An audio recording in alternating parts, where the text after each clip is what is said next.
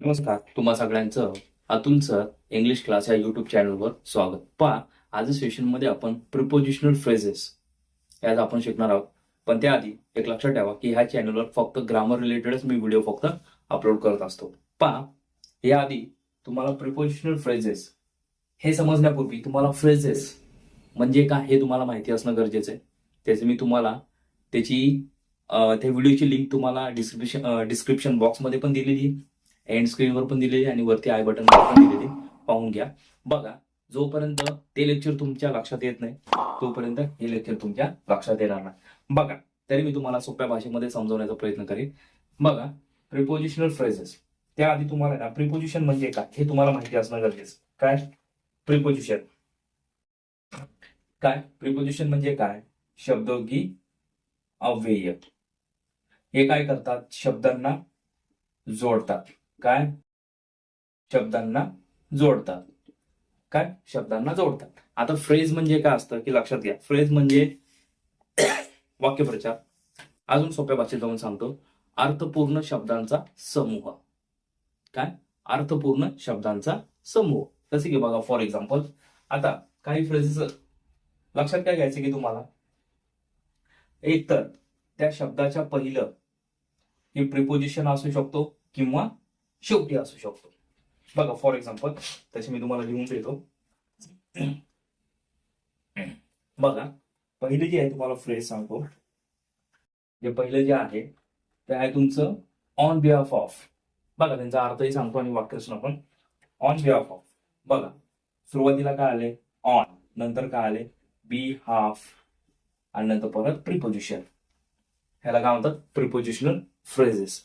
एक तर सुरुवातीला असेल किंवा एक तर शेवटी किंवा दोन्ही असतील. मग आता याचा अर्थ काय? च्या वतीने. आलं लक्षात?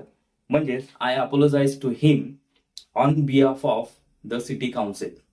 म्हणजेच मी नगर परिषदेच्या वतीने त्यांची माफी मागितली.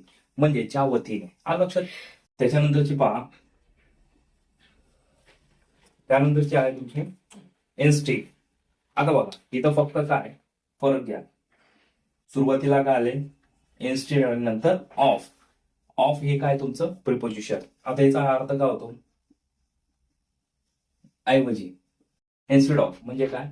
ऐवजी. बघा याचा वाक्यामध्ये उपयोग. I would like to buy a house instead of flat. बघा, I would like to buy a house instead of flat म्हणजे मला फ्लॅट ऐवजी घर विकत घ्यायला आवडेल. आलं लक्षात? त्याच्यानंतरची बघा फ्रेज इन ऑर्डर टू. बघा, सुरुवातीला इन आले, नंतर ऑर्डर आले आणि नंतर टू आले. हे पण प्रिपोजिशन आहे, हे पण प्रिपोजिशन आहे. ह्याचा अर्थ काय होतो? साठी आणि करिता. इन ऑर्डर टू म्हणजे साठी आणि करिता. बघा, याची वाक्यरचना, he works a lot in order to have a good job.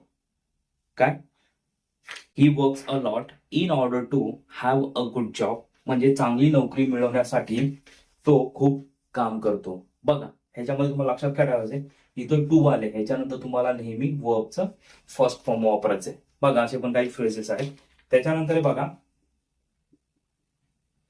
For the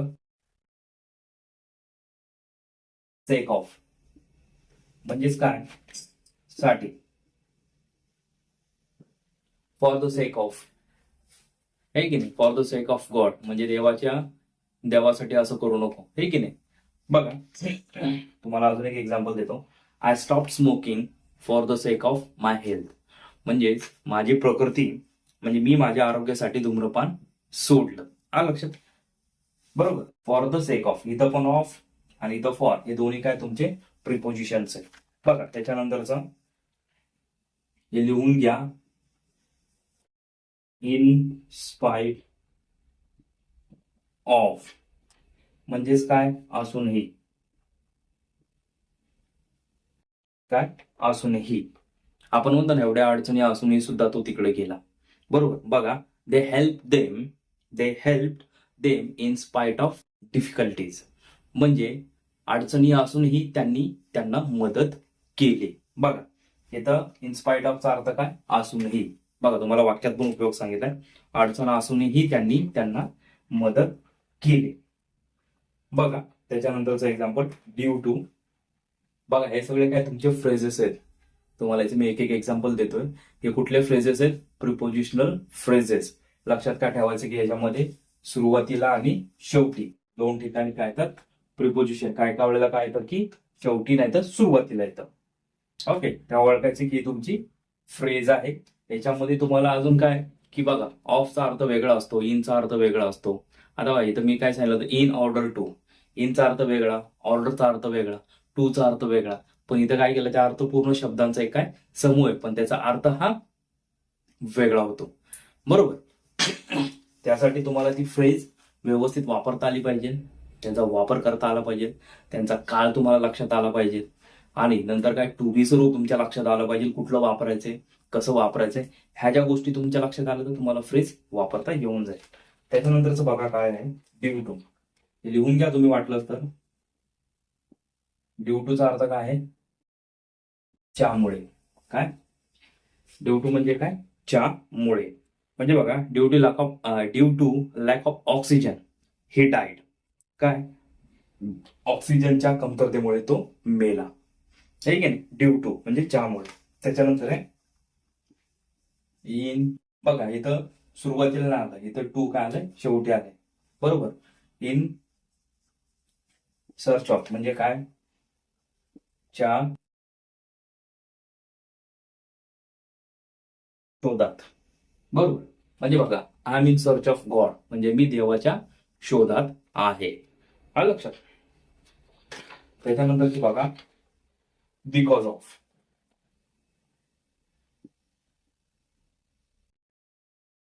बघा इथं ऑफ ऑफ म्हणजे काय तुमचं प्रिपोजिशन, म्हणून यांना काय होणार आपण? Prepositional phrases.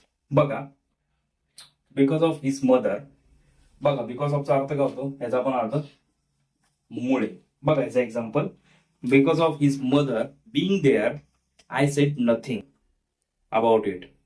म्हणजे काय? त्याची आई तिथं असल्यामुळं मी काही बोलू शकलो नाही किंवा मी काही बोललो नाही.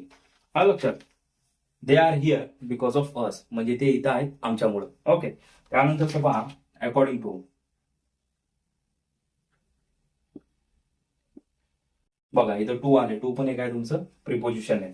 आता अकॉर्डिंग टू म्हणजे काय? च्या मते किंवा च्यानुसार. म्हणजे according to me Omkar is nice boy. म्हणजे माझ्या मते ओमकार हा एक काय चांगला मुलगा आहे किंवा गुड बॉय. ओके. त्यानंतर आहे ऑन अकाउंट ऑफ.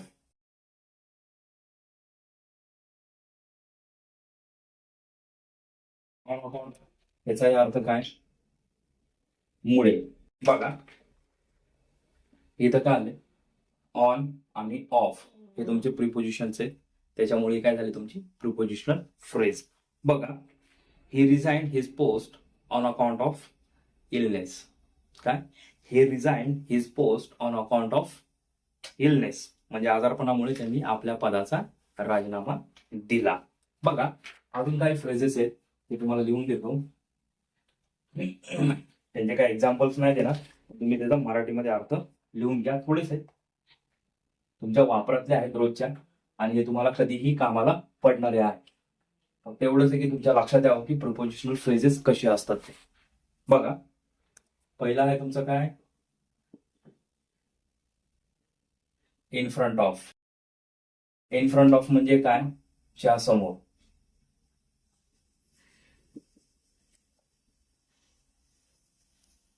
म्हणजे काय? च्या समोर.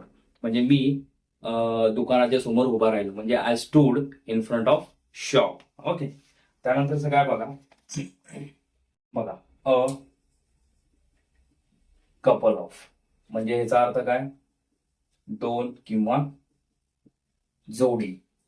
बघा इथं अ आले आणि शेवटी काय आले? ऑफ. लक्षात ठेवा प्रिपोजिशन आलं की समजून द्यायचं की तुमचं प्रिपोजिशनल फ्रेज. नंतर आहे अ लॉट ऑफ, पुष्कळ. ओके.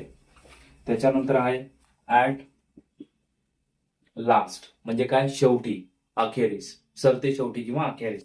त्याच्यानंतर आहे तुमचं बघा ऍट लिस्ट. काय? ऍट लिस्ट म्हणजे कमीत कमी किंवा निदान.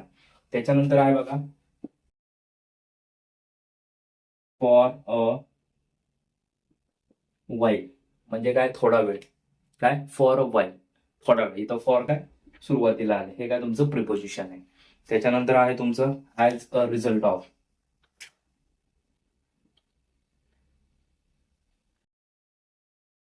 चा परिणाम. ओके, चा परिणाम म्हणून. बघा, प्रिपोजिशनल फ्रेज ओळखण्याची एकच पद्धत आहे. त्या शब्दाच्या म्हणजे बघा, जसं की बघा इथं अ रिझल्ट, अशा शब्दांच्या अलीकडे एकतर प्रिपोजिशन असेल किंवा शेवटी, किंवा दोन्ही, पुढे किंवा शेवटी. बघा, अशा वेळेस समजायचं की ते तुमचं प्रिपोजिशनल फ्रेज आहे. बघा, ह्या सेशन मध्ये काय डाऊट असेल तर कमेंट बॉक्समध्ये कमेंट करा. आणि पुढील सेशन मध्ये आपण टू बीच्या रूपाने जे प्रिपोजिशनल फ्रेजेस आहेत आणि वन आणि वन्स यांचा समावेश असलेले फ्रेजेस यांचा आपण अभ्यास करू. तोपर्यंत जय हिंद, जय महाराष्ट्र.